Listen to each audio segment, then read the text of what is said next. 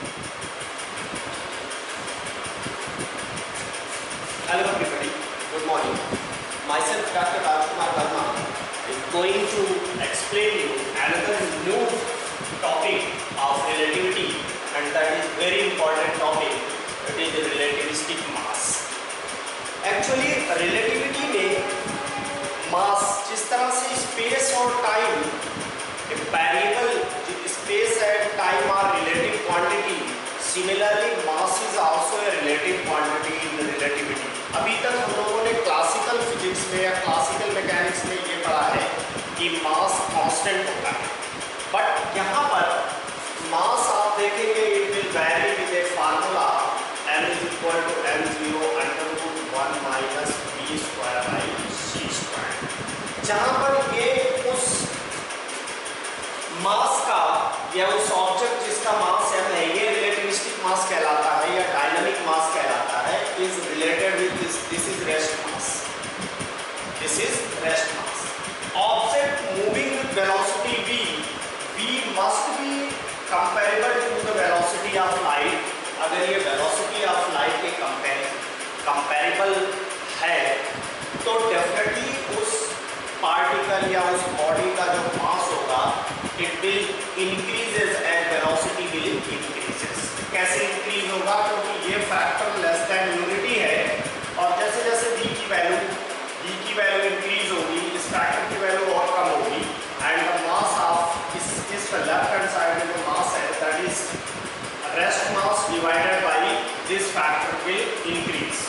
तो कहने का मतलब ये है कि मास यहाँ रिलेटिविटी में जब object will be moving with a velocity that is constant velocity, तो और एक ऑब्जर्वर के लिए जिस ऑब्जर्वर के फ्रेम में वो मास होगा वो रेस्ट मास कहलाएगा, मतलब स्टेशनरी जिस ऑब्जर्वर के रिस्पेक्ट में मास स्टेशनरी होगा वो कहलाएगा उस ऑब्जेक्ट का रेस्ट मास. लेकिन एक दूसरा ऑब्जर्वर जिसके रिस्पेक्ट में ये v वेलोसिटी से मूव कर रहा होगा और v वेलोसिटी स्मॉल नहीं होनी चाहिए, v वेलोसिटी एक्चुअली लार्ज होनी चाहिए, इस c के कंपैरिजन में इसकी कुछ वैल्यू होनी चाहिए.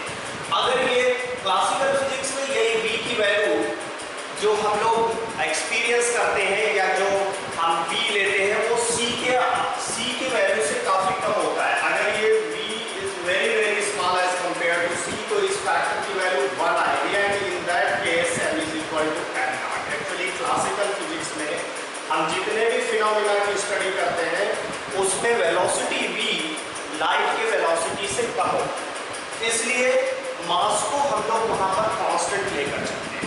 लेकिन अगर मास ये velocity relative velocity of the particle if this is comparable to the velocity of light हो जाए then mass will increase by this formula. इसी फार्मूले का डेरिवेशन मैं आप लोगों को बताने जा रहा हूँ. That is very important derivation of relativity, special theory of relativity. तो इसको समझने से पहले हम लोग को law of conservation of linear momentum के बारे में सोचना होगा. Law of conservation of linear momentum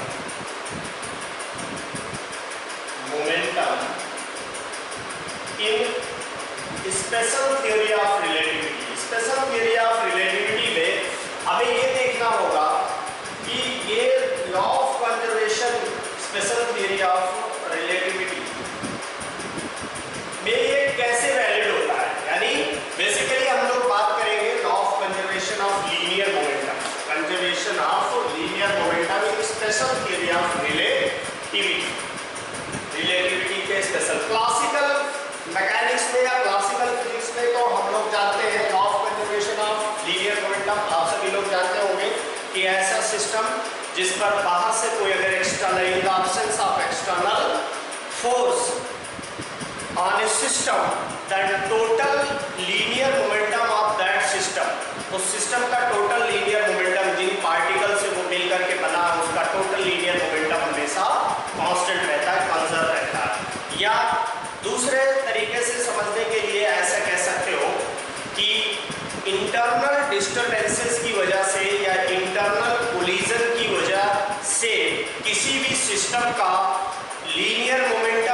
before collision या बिफोर इंटरनल इंटरेक्शन और बिफोर कोलिजन जितना होगा उतना ही आफ्टर कोलिजन होगा, प्रोवाइडेड दैट उस सिस्टम पर बाहर से कोई एक्सटर्नल फोर्स ना लगाया जाए। मतलब in the absence of external force किसी सिस्टम का टोटल एंगुलर मोमेंटम हमेशा टोटल लीनियर मोमेंटम हमेशा कंजर्व रहता है। This is called law of conservation of linear momentum in mechanics.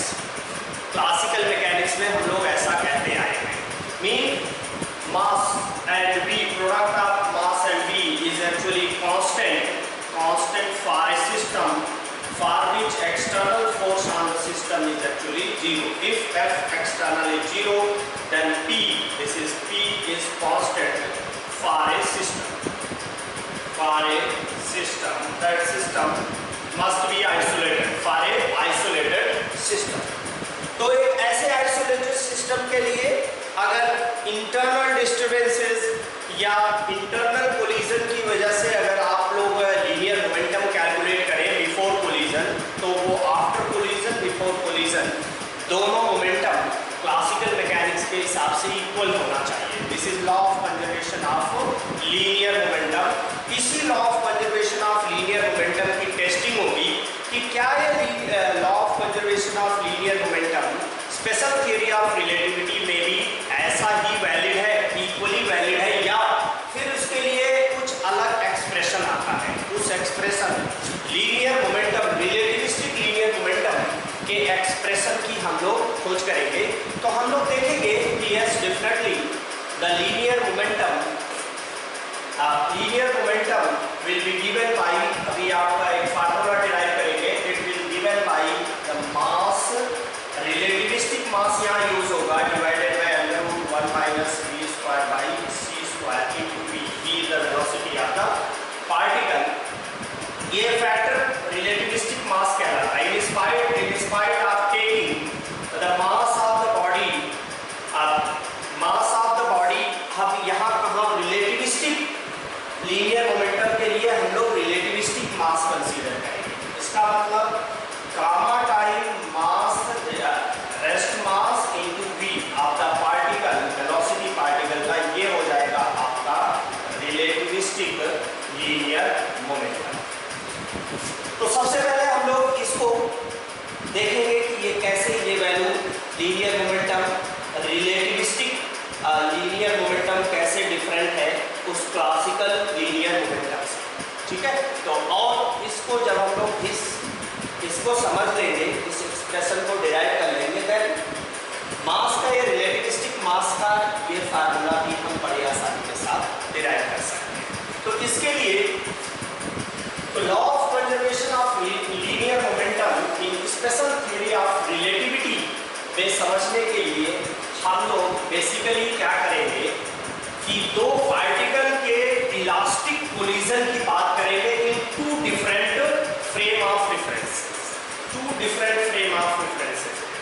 तो वो फ्रेम ऑफ रेफरेंसेस कौन कौन से हैं? लेट अस कंसीडर कि ये टू फ्रेम ऑफ रेफरेंसेस आपने कंसीडर कर लिया, and the frame of references are S and SS.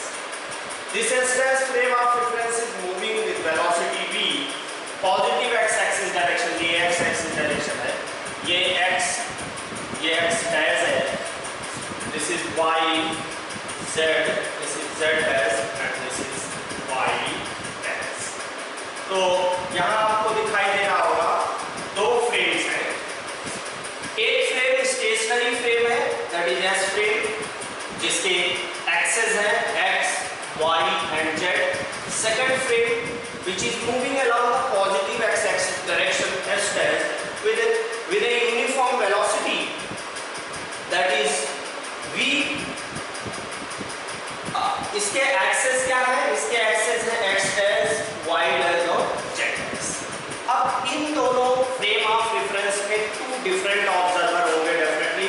से O is the observer which is actually here in frame of references, and O dash second observer जो कि इस second frame of reference में है, जो कि यूनिफॉर्म वेलोसिटी v से move कर रहा है।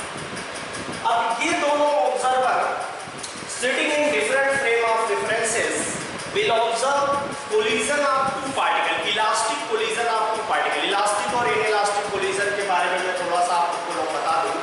कि इलास्टिक कोलिजन वो कोलिजन है जिसमें linear momentum as well as kinetic energy दोनों कंजर्व होती है, जबकि इन इलास्टिक कोलिजन में लीनियर मोमेंटम तो कंजर्व रहता है बट काइनेटिक एनर्जी कंजर्व नहीं रहती। तो यहाँ पर हम लोग बात करने जा रहे हैं, लेट अस कंसीडर कि टू पार्टिकल, एक पार्टिकल हमने ए ले लिया और एक पार्टिकल ले लिया बी, और ये they are separated by a distance, ये by a distance capital Y distance से ये सेपरेटेड।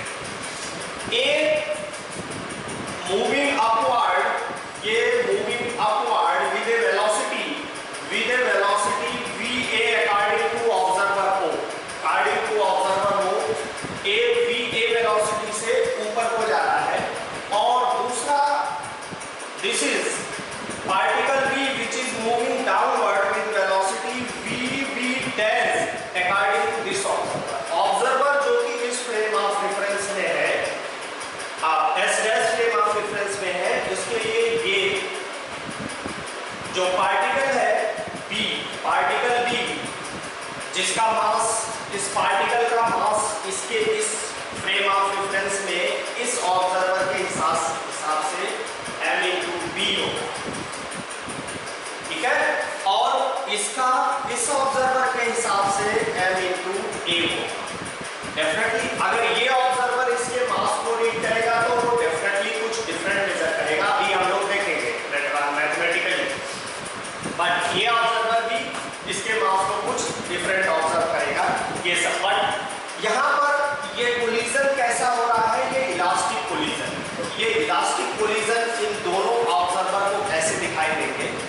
एक्चुअली ये ऑब्जर्वर किसी वेलोसिटी, जिस वेलोसिटी से यहाँ पर जाएगा, ये मैं थोड़ा सा आपको डायग्राम बना करके बता दूं कि ये ऑब्जर्वर ओ को कोलिजन, ये जो इलास्टिक कोलिजन है वो कैसा दिखाई देगा। ऑब्जर्वर ओ को इलास्टिक कोलिजन ऐसा दिखाई देगा कि जैसे ये बी, इसने ए यहाँ पर हिट किया और फिर हिट करने के बाद ये ए ऐसे वापस आ गया, ऐसे गया और इसने हिट किया और फिर ये रिबाउंड हुआ किस वेलोसिटी से, पहले इसका माइनस, पहले ये प्लस वाई एक्सिस डायरेक्शन में जा रहा था और रिबाउंड होकर के ये माइनस वाई, इसके हिसाब से ये इसको देख रहा है ए को, तो ये माइनस वाई एक्सिस डायरेक्शन में आएगा।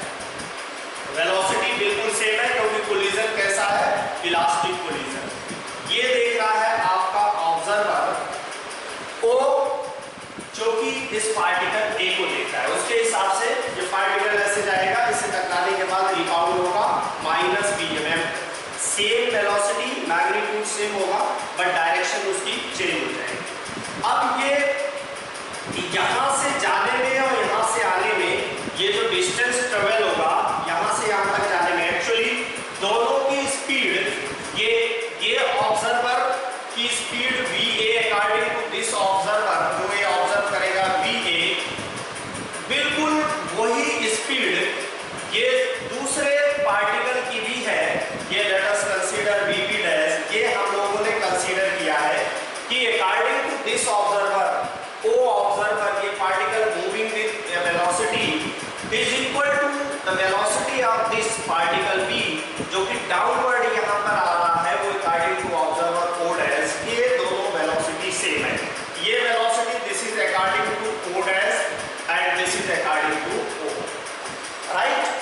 अगर ऐसा है तो इट विल कवर, ये पार्टिकल का कोलिजन कहाँ होगा, मिडवे में कोलिजन होगा। कहने का मतलब ये है कि ये पार्टिकल भी y/2 डिस्टेंस कवर करेगा और ये पार्टिकल भी कितना y/2 डिस्टेंस ही कवर करेगा, ठीक है। कोलिजन के लिए कितना डिस्टेंस कवर करेगा, y/2। और इलास्टिक कोलिजन होने के कारण ये जब यहाँ से टकराएगा तो टकरा करके ये उल्टा वापस यहाँ पे आएगा और ये भी ऐसे यहाँ पे आकर के ऐसे टकरा करके उल्टा वापस जाएगा। इसका मतलब है कि ये पार्टिकल ये पूरे अपने राउंड ट्रिप में कितना डिस्टेंस ट्रेवल करेगा, y, and this particle will also travel distance y in its complete journey. Complete journey में कोलिजन से पहले and then after collision it will cover total distance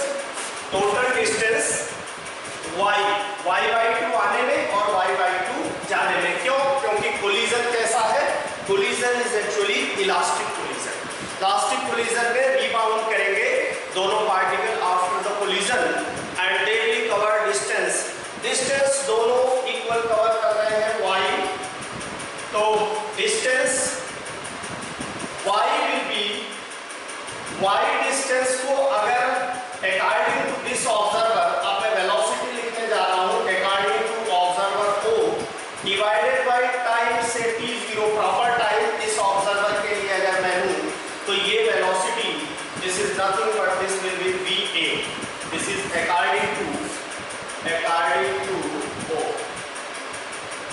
simply according to O in s।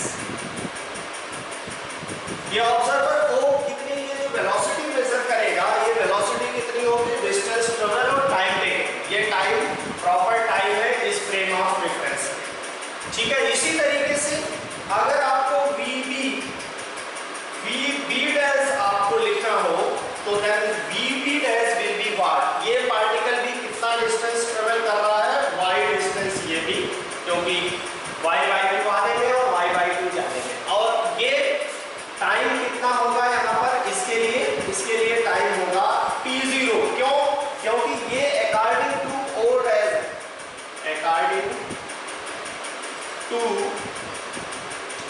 According to O dash in S dash.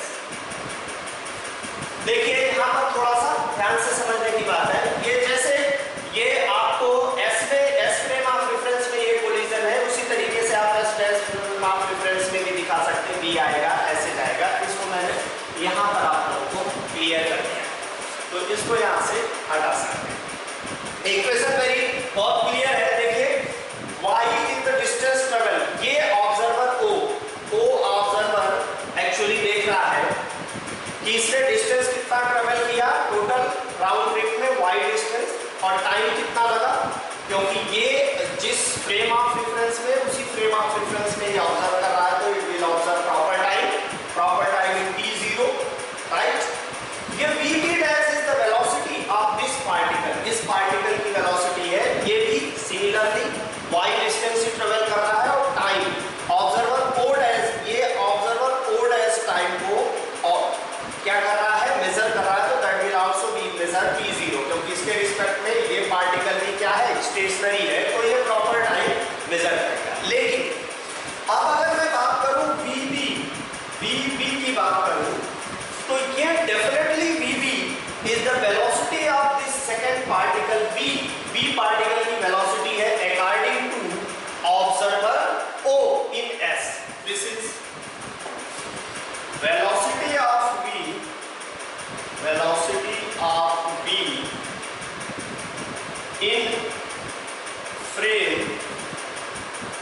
frame S by O, observed by O observer ने ये जो observe किया है, तो distance same distance, क्योंकि y axis के अलावा और किसी तरीके का कोई चेंज नहीं है, क्योंकि मोशन केवल रिलेटिव मोशन x एक्सिस के अलावा है, तो ये y विल बी कांस्टेंट। लेकिन टाइम, अब ये टाइम चेंज हो जाएगा और ये टाइम एक्चुअली इस ऑब्जर्वर के लिए डिफरेंट होगा और that will be dilated time. ये टाइम कौन सा टाइम होगा? डायलेटेड टाइम होगा। सो वेयर टाइम डायलेशन वाले लेक्चर में आप लोगों को मैंने बताया था कि T इज टाइम डायलेशन, क्योंकि इस ऑब्जर्वर के लिए अब ये टाइम t0 नहीं होगा, क्योंकि ये तो इस फ्रेम ऑफ रेफरेंस में, ये ऑब्जर्वर इस फ्रेम ऑफ रेफरेंस में है, जबकि B पार्टिकल इस दूसरे जो कि V वेलोसिटी से रिलेटिव मोशन में, यूनिफॉर्म रिलेटिव मोशन में है इस ऑब्जर्वर से, तो डेफिनेटली ये टाइम t होगा time dilation, and it is equal to t0 divided by √1 minus v square by c। ये इसकी वेलोसिटी है इस फ्रेम ऑफ रेफरेंस की। मैंने इसको फ्रेम ऑफ रेफरेंस की वेलोसिटी को v लिया हुआ है, तो ये टाइम यहां पर होगा। इसका मतलब कि VB according to this VB इस फ्रेम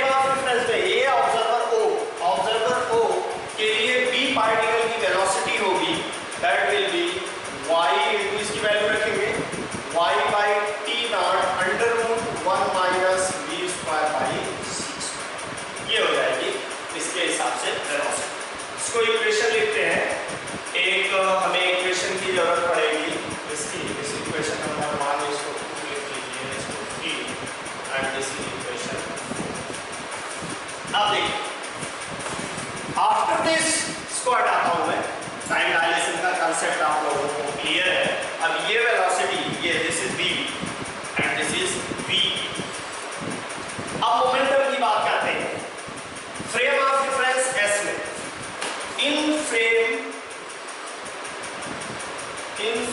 s पार्टिकल a का जो मोमेंटम होगा mass ma into velocity va into velocity va is equal to, अगर law of conservation in particle S, law of conservation of linear momentum होता है, तो definitely mba must be equal to mb and vb, इसी के हिसाब से velocity भी ली जाएगी v। ठीक है, अब ये वैल्यू va और vb की वैल्यू इन दोनों इक्वेशन से, इक्वेशन नंबर 1 और इक्वेशन नंबर 4 से यहाँ पर रखेंगे।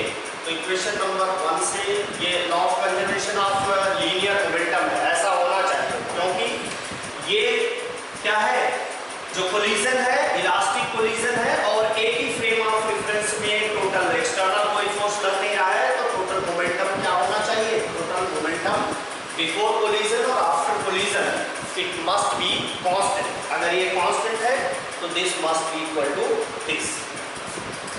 अब ये वैल्यू देखिए, यहाँ पर va की ma is equal ma into va, va is y divided by t naught, mb mass of second particle vb that is y divided by t naught into under root 1 minus v square by c square.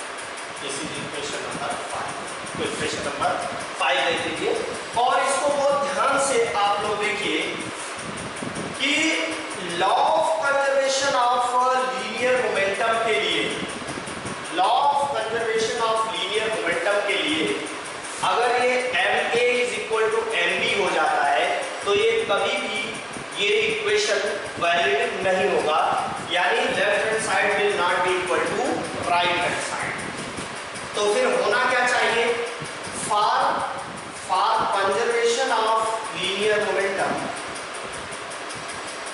Left hand side को अगर right hand side के बराबर होना है, for conservation of linear momentum, then mathematically आप लोगों को ये करना होगा, लीनियर मोमेंटम क्या करना होगा, this mb must be equal to mb जो मास है d पार्टिकल का, it must be equal to ma divided by under root of 1 minus v square by c square, इसके इक्वल होना चाहिए। ठीक है, mb must be equal to this. देखिए mb की अगर ये वैल्यू रखते हैं आप, ma divided by this cancelled out, ma ये वही लेफ्ट हैंड साइड वाला एक्सप्रेशन आ जाएगा। ठीक है, तो for conservation of linear momentum mb must be equal to this. तो लीनियर मोमेंटम के कंजर्वेशन के लिए ये सेकंड पार्टिकल का जो मास है according to observer O must be equal to the mass of particle this divided by this. इसमें ये रिलेशनशिप होना चाहिए। अब हम लोग इस रिलेशनशिप को थोड़ा सा ऐसे समझने जा रहे हैं कि ये जो वेलोसिटी v है, बेसिकली ये जो पार्टिकल की वेलोसिटीज हैं va और vb, इसको हम लोग बहुत स्मॉल कंसीडर करने जा रहे हैं as compare to the uniform velocity v of frame of reference. Mean va and vb are very very small as compare to v। अगर केस ऐसा हो जाए, मतलब va जो है ये अप्रोच करे 0, ये अप्रोच करे 0 को, तो उस केस में जो मास होगा ए पार्टिकल का मास, वो डेफिनेटली अपना इस इक्वेशन को एक्चुअली आपको मास के लिए एक्सप्रेशन बताने जा रहा हूं, ये डेफिनेटली रेस्ट मास कहलाएगा। क्यों? क्योंकि पार्टिकल क्या होने जा रहा है, इन स्टेशनरी स्टेट में। ठीक है, बहुत ही स्मॉल, अगर ये 0 हो जाए तो इसका मास कहलाएगा m0 से, इसको मैं ये मान लेता हूं, और this is called rest mass. Rest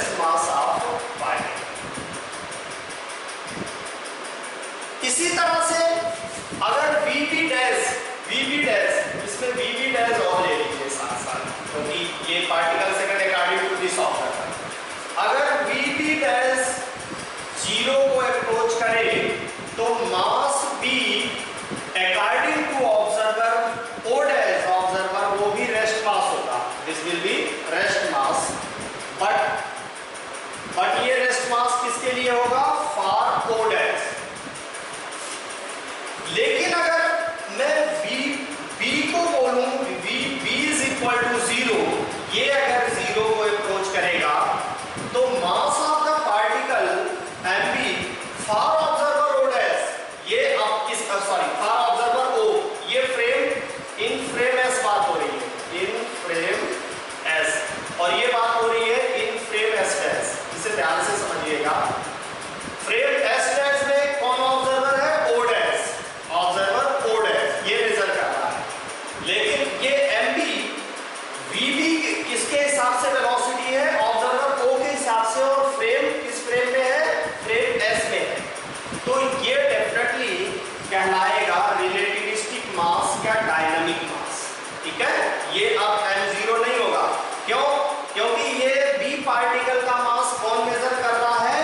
by observer O, observer measure कर रहा है, दिस ऑब्जर्वर मेजर कर रहा है, then this mass will be fixed.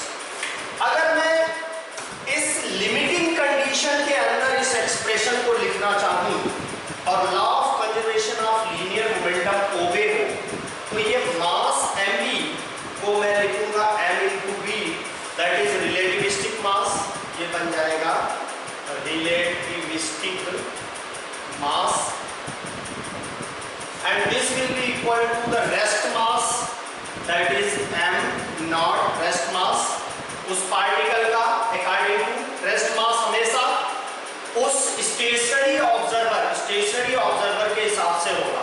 मास जिस चाहे फ्रेम एस में हो चाहे फ्रेम एस डैश में हो, अगर ऑब्जर्वर उसके रिस्पेक्ट में, जैसे फ्रेम एस में कौन सा ऑब्जर्वर ओ फ्रेम उस पार्टिकल के रिस्पेक्ट में स्टेशनरी स्टेट में होगा, उसी तरीके से observer O dash in frame S dash में स्टेशनरी स्टेट में होगा।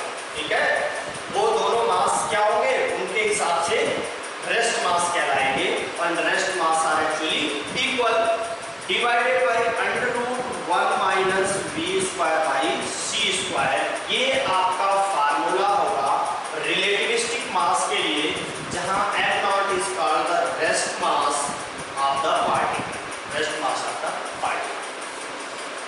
अब आपको लीनियर मोमेंटम के एक्सप्रेशन में रिलेटिविस्टिक लीनियर मोमेंटम जब आप लिखेंगे, ये तो रिलेटिविस्टिक मास के लिए फार्मूला हो गया। रिलेटिविस्टिक लीनियर मोमेंटम के लिए फार्मूला क्या होगा? Relativistic linear momentum. डेफिनेटली मास अब आपको कौन सा लेना होगा? Relativistic, and the velocity of the particle की जो भी वेलोसिटी है वो वेलोसिटी आपको कंसीडर करना पड़ेगा। May be equal to this, may not be equal, इससे अलग भी हो सकती है वेलोसिटी।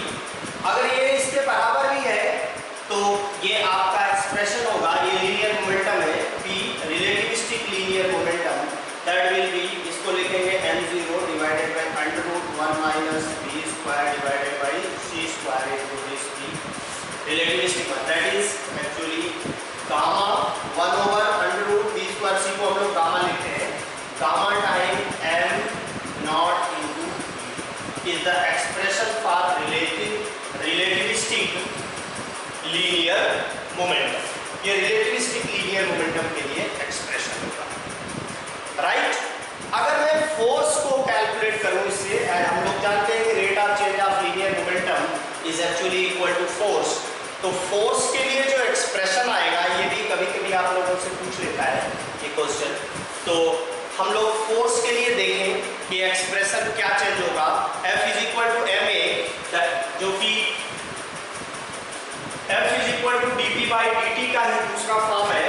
हम लोग ये second law, Newton second law is actually F is equal to dp over dt, rate of change of linear momentum is called force, और ये और कुछ नहीं बल्कि m into a है, सेम है ये, and this is called Newton second law. तो न्यूटन सेकेंड लॉ जिसको आप m into a लिख रहे हैं, ये रिलेटिविस्टिक, ये एक्चुअली कैसा है? नॉन रिलेटिविस्टिक एक्सप्रेशन है। For relativistic force,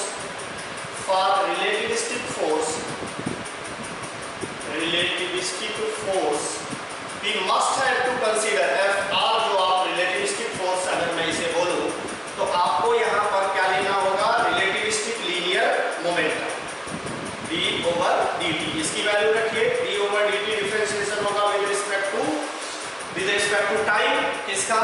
relativistic linear momentum था m0 divided by √1 minus v square by c square into v ये है आपका।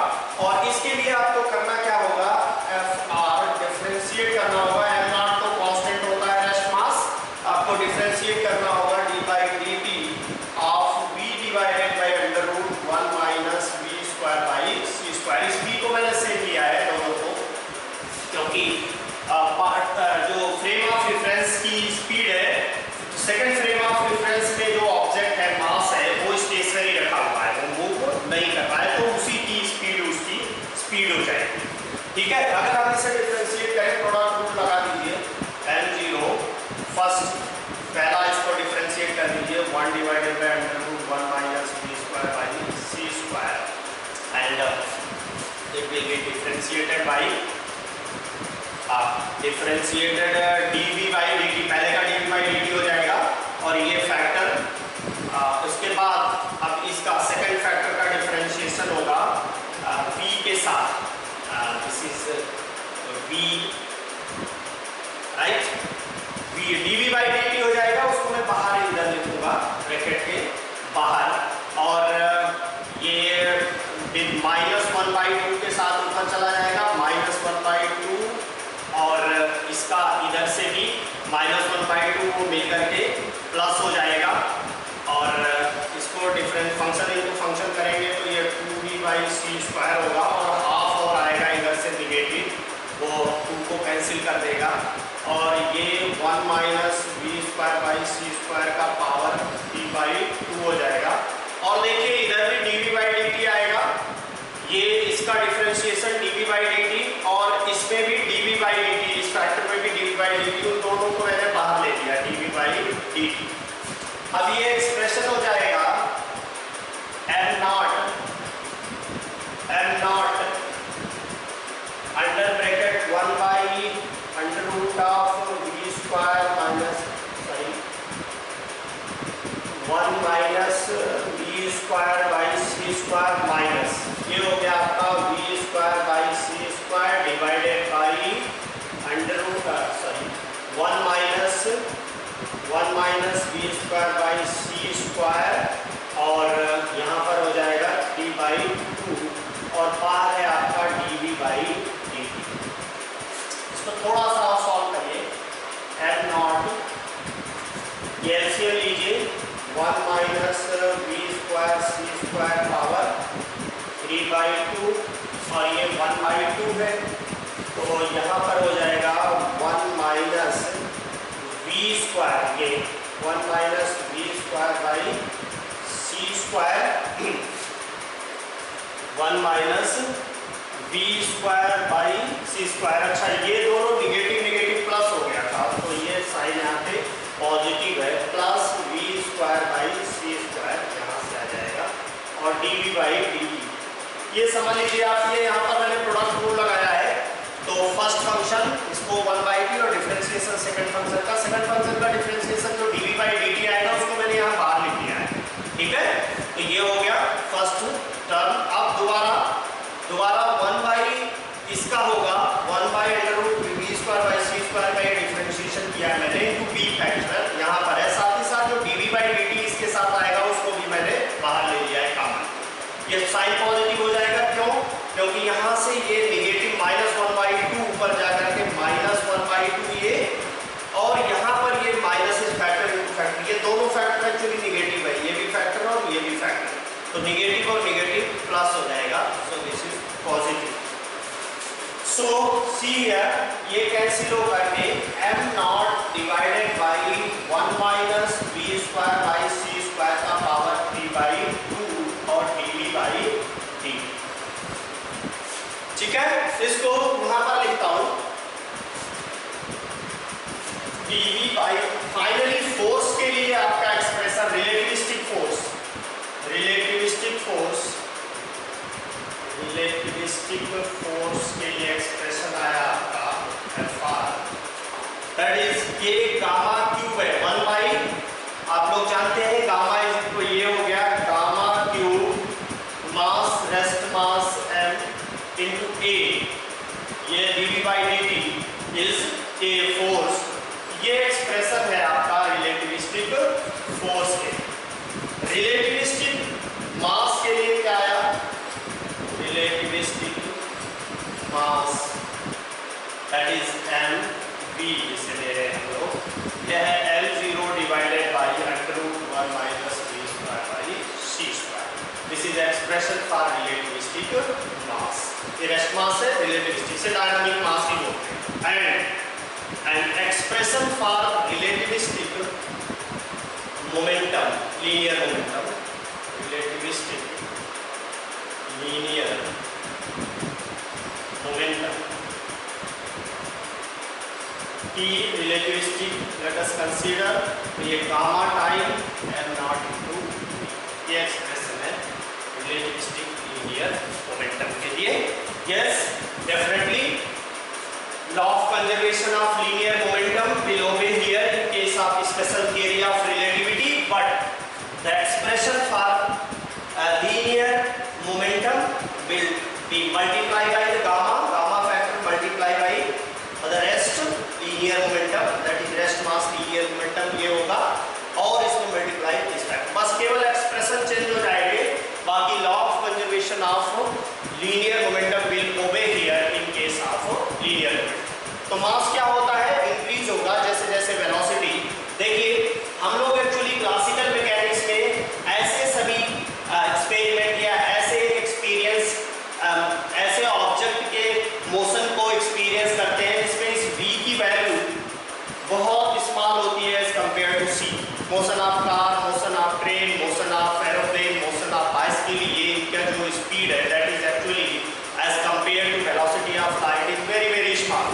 सो ये फैक्टर, इस फैक्टर की वैल्यू क्या होती है? Approaching to zero. इसलिए मास जो होता है वो क्या होता है? कांस्टेंट। मतलब रिलेटिविस्टिक मास, रेस्ट मास, डायनामिक मास, रेस्ट मास दोनों सेम होते हैं। इसलिए हम लोग क्लासिकल फिजिक्स में या न्यूटोनियन मैकेनिक्स में या क्लासिकल मैकेनिक्स में मास को वेरिएबल क्वांटिटी ना लेकर के कांस्टेंट क्वांटिटी की तरह से कंसीडर करते हैं, ट्रीट करते हैं। लेकिन ऐसे ऑब्जेक्ट जिनकी वेलोसिटी अगर इसके ऑर्डर की हो जाए, the order of this c, then we cannot neglect this factor। इस फैक्टर को हम निगलेक्ट नहीं कर सकते। And in that case we must have to take relativistic mass into consideration and the expression will be this. इस factor की कुछ numerical value आएगी और ये फैक्टर लेस देन यूनिटी है। डेफिनेटली अगर इस v की वैल्यू इंक्रीज होगी तो इस फैक्टर की वैल्यू और ज़्यादा कम होती जाएगी। 1 से कम वैल्यू जितनी ज़्यादा होगी उसको आप डिवीजन लगा रहे हैं, डेफिनेटली इस फैक्टर की वैल्यू इंक्रीज होगी। इसका मतलब रिलेटिविस्टिकली मास हमेशा इंक्रीज होता है अगर ऑब्जेक्ट की वेलोसिटी इंक्रीज होती है। तो this is one of the most important derivation of special theory of relativity. इसके बाद में आइंस्टीन का बहुत ही फेमस एनर्जी मास रिलेशन आप लोगों को बताऊंगा, that E is equal to mc² in my next lecture of relativity series के नेक्स्ट लेक्चर। Thank you.